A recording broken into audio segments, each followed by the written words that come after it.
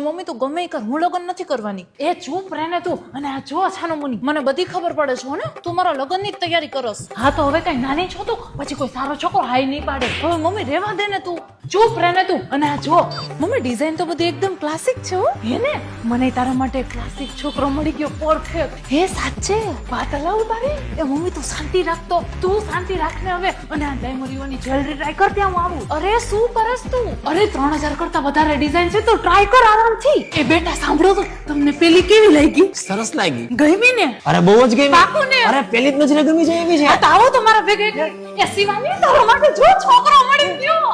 અહીંયા તમે શું બોલો છો? લે તમે જ તો કીધું કે બહુ ગમી. અરે ઈ તો આ જ્વેલરી ની વાત કરતો હતો કે ઈ બહુ ગમી એમ. તું શું અહીંયા બેઠા હતા? હવે ઈ તો અહીંયા 100% સુધીનું બાયબેક છે, હું તો એટલે આવ્યો હતો. તો મારી દીકરી સામે શું જોતા હતા ટુકુર ટુકુર? અરે ઈ તો આ જ્વેલરી બધી જોતો હતો. આની સામે કોણ જોવે? શું હાલે નીકળ્યા? હા શું મમ્મી બેઇજ્જતી કરાવસ તું મારી? અરે છોકરો તો બીજો સારો મળી જશે, પણ ડાયમંડ ઇન્ટરનેશનલ ડિઝાઇન વાળી જ્વેલરી તને બીજે ક્યાંય નહીં મળે. મમ્મી મારા લગ્ન માટે હવે આજ પછી આવો પેત્ર કરે ને તો જોજે તાર ભેગી નહીં આવું. લગ્ન તો તારે કરાવીને જ રહીશ.